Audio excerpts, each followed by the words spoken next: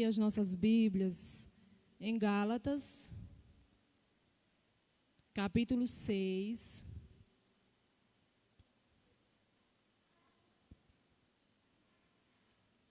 E nós vamos ler do versículo 6 até o versículo 10. Louvado seja o nome de Jesus. Nós estamos falando sobre obedecer princípios, né? A importância de obedecermos princípios. E no sábado passado nós ouvimos o que o profeta Samuel disse, que o obedecer era melhor do que o sacrificar. E hoje nós vamos falar sobre o princípio da semeadura e da colheita. Mas aquele que está sendo instruído na palavra, compartilhe todas as coisas boas com aquele que o instrui. Não se enganem, de Deus não se zomba, pois aquilo que a pessoa semear, isso também colherá. Quem semeia para a sua própria carne, da carne colherá corrupção. Mas quem semeia para o Espírito, do Espírito colherá a vida eterna. E não nos cansemos de fazer o bem, porque no tempo certo faremos a colheita, se não desanimarmos. Por isso, enquanto tivermos oportunidade, façamos o bem a todos, mas principalmente aos da família da fé. Os irmãos podem se sentar.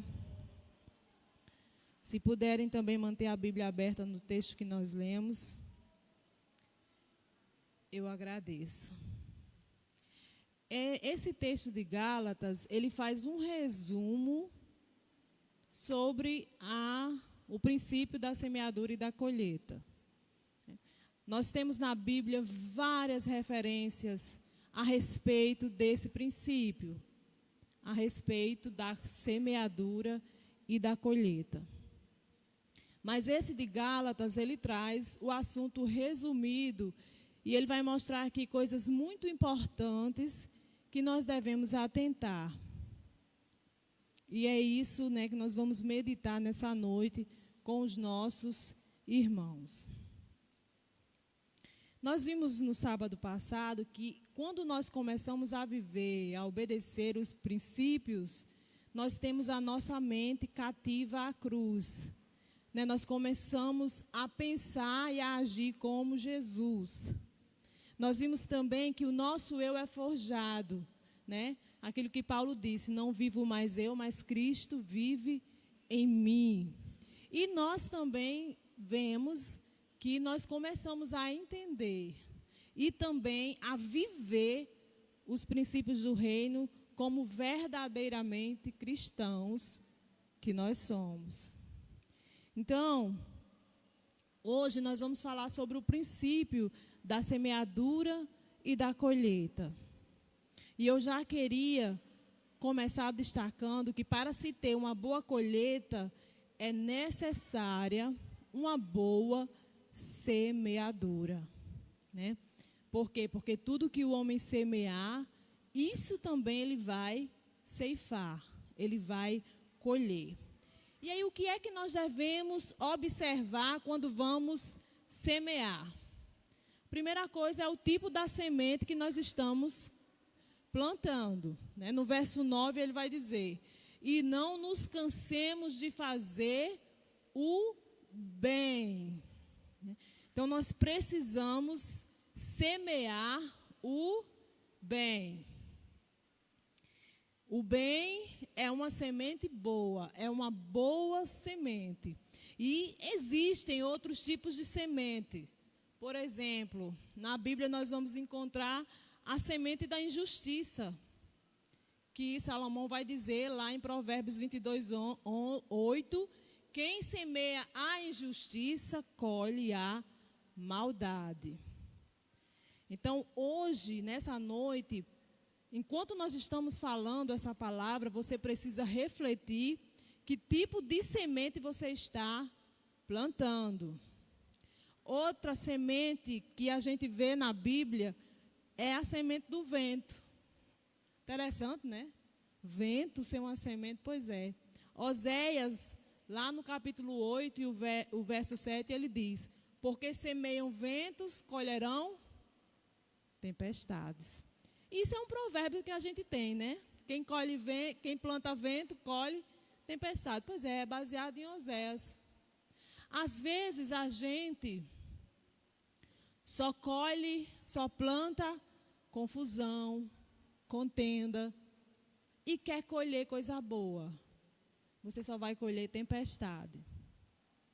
A gente não pode plantar uma coisa e querer colher outra. Tudo que o homem semear, isso também ceifará. Esse é o versículo que nós devemos sair hoje daqui, inculcado na nossa mente e no nosso coração. Tudo quanto a gente for fazer, a gente pense nesse versículo. Isso que eu estou fazendo é uma boa semente? Que tipo de colheita eu vou ter se eu semear essa semente?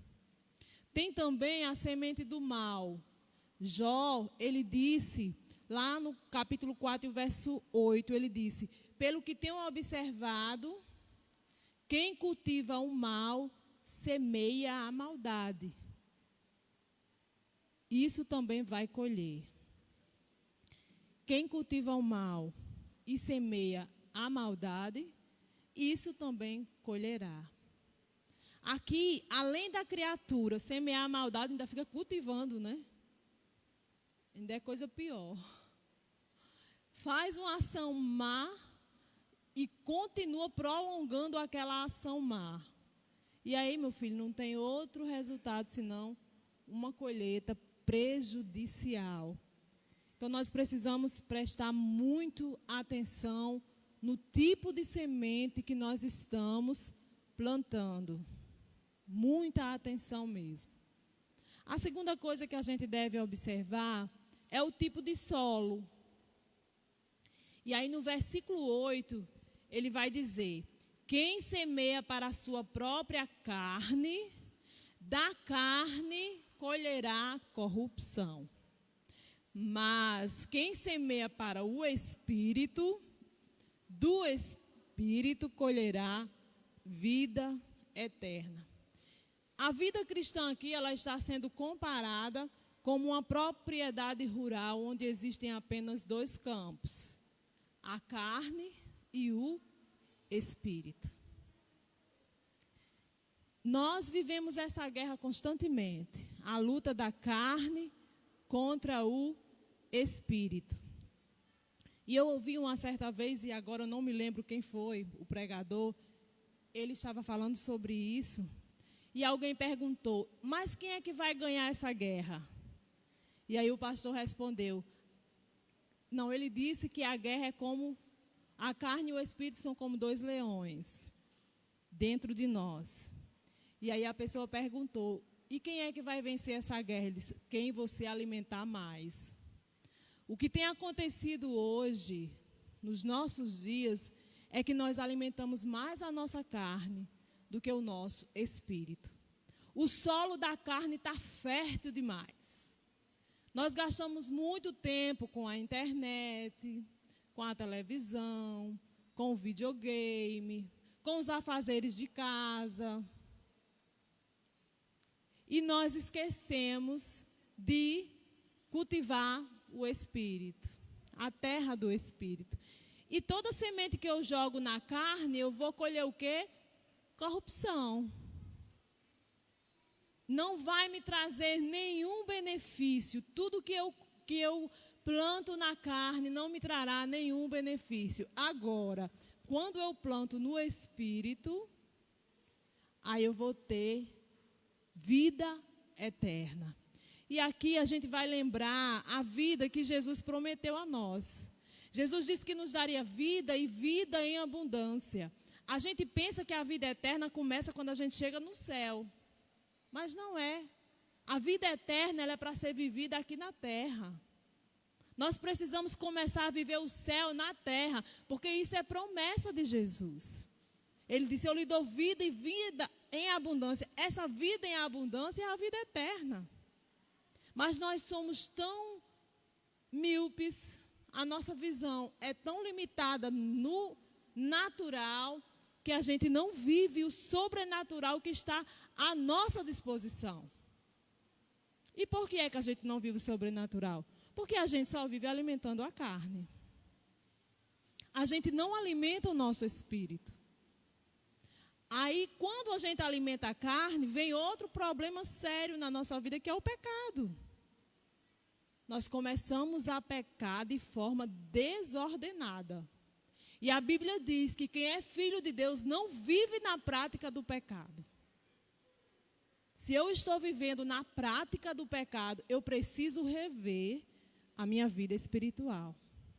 Porque os filhos de Deus, eles não vivem na prática do pecado.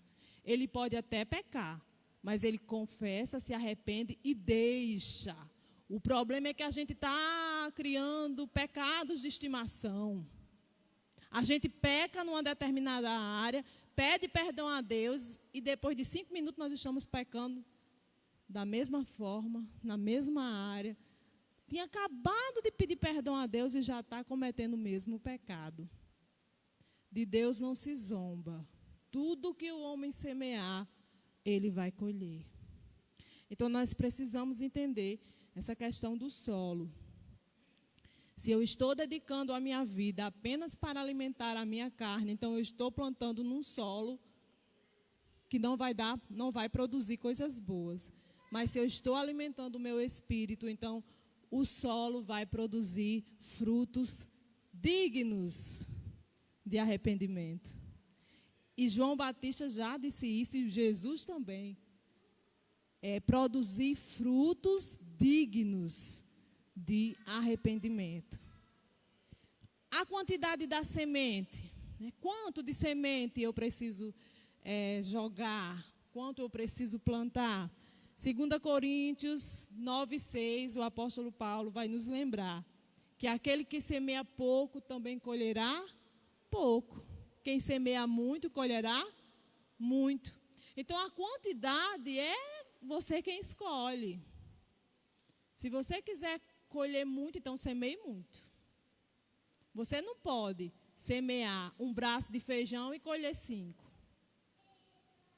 Né? Você semeia um braço, vai colher um braço de feijão.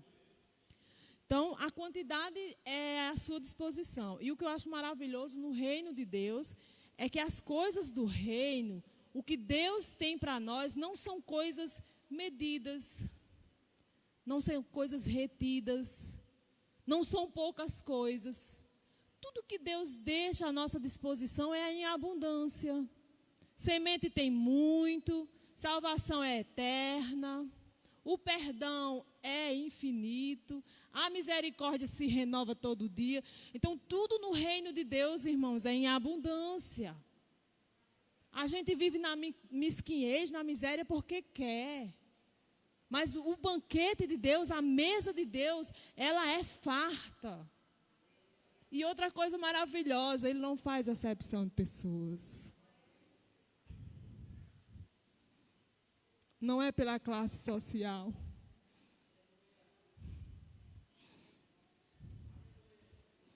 Não é pelo seu conhecimento.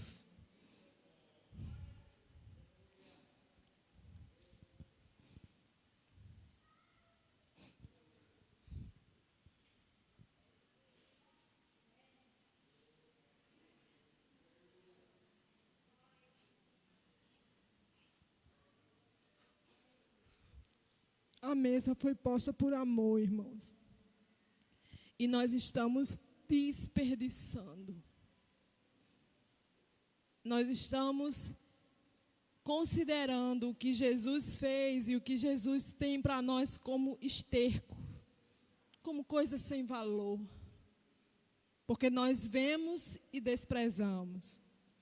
Nós vemos e não buscamos. Nós vemos e não queremos. Mas eu vou lhe dizer uma coisa. Um dia essa mesa vai ser recolhida. Vai. E você vai procurar e não vai encontrar mais. Porque o tempo da graça vai se findar também.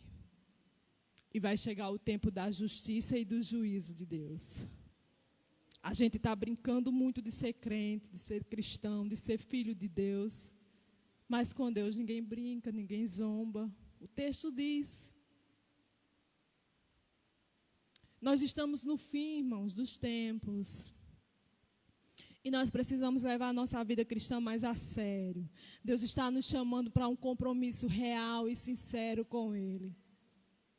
Para uma vida de intimidade, uma vida de comunhão, uma vida de prosperidade no Espírito Santo de Deus. Nós estamos precisando urgentemente de um avivamento. Sabe, de clamarmos, de entrarmos na presença de Deus no nosso quarto ou em qualquer lugar que nós estejamos. E clamar a Deus para que o Espírito Santo venha. Para que o avivamento chegue no nosso coração. Porque nós estamos nem quentes nem frios, nós estamos mornos. E Deus diz, por vocês estarem mornos, eu estou a ponto de vomitar. Coloque alguma coisa, água morna na sua boca para beber. Inclusive, é remédio que os médicos ensinam para a gente vomitar. Água morna. Então é isso que Deus está dizendo. A gente precisa reacender a chama. A gente precisa arder de novo. A gente canta isso, né? Eu quero arder de novo. Mas para a gente arder de novo, a gente precisa buscar, porque só cantar não vai resolver o problema. Só dizer sei lá também não vai resolver o problema. Só dizer estou aqui, Senhor, cria em mim um coração novo, mas se eu não buscar, nada disso vai acontecer. Nada vai acontecer. A quarta coisa que a gente deve observar na nossa semeadura é o tempo de semear. Aí você pode dizer, não chegou ainda meu tempo de semear. Eu sou muito novo ainda, tenho muito que aproveitar. Aí Eclesiastes 11:6, eu gostaria que você abrisse sua Bíblia. Eclesiastes 11:6, inclusive é um texto voltado para os jovens.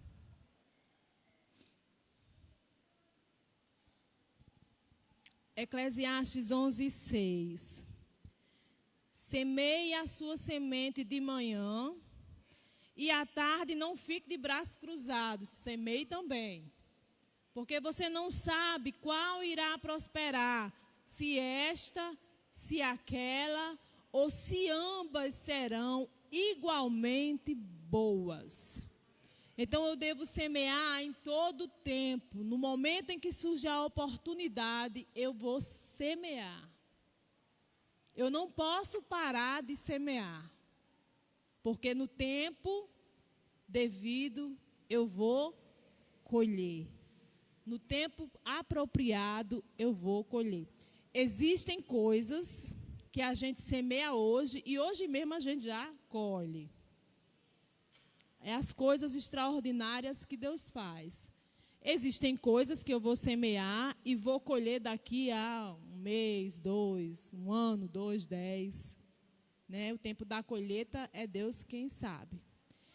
E tudo que a gente semeia, e aí eu quero que você preste bem atenção a isso que eu vou lhe dizer. Tudo que a gente semeia, quando chegar o dia da prestação de conta, aí nós vamos colher tudo isso na eternidade. Olha aí o que é que diz Eclesiastes 6. E o verso 9. Preste bem atenção. Alegre-se, jovem, na sua mocidade, e que o seu coração lhe dê muita alegria nos dias da tua juventude. Ande nos caminhos que satisfazem o seu coração e agradam os seus olhos. Saiba, porém, que de todas estas coisas Deus lhe pedirá contas. Vai chegar o dia em que eu vou estar frente a frente com Deus, face a face. E aí? O que foi que você semeou? Ele vai lhe recompensar de acordo com as nossas obras, né? A palavra de Deus diz isso, que Ele vai retribuir cada um de acordo com as suas obras, com a sua semente, com o que você plantou, com o que você fez aqui na terra. Vai chegar esse dia e desse dia ninguém escapa. Ninguém. Todos nós vamos nos apresentar diante de Deus para prestar conta do que a gente fez. E a Bíblia diz que vai haver muitos açoites. Gente vai levar muita chinelada. Está escrito. Então nós precisamos entender, né, que esse princípio ele é irrevogável, ele é imutável e não tem como a gente dar o nosso jeitinho brasileiro. Eu semeei, eu vou colher.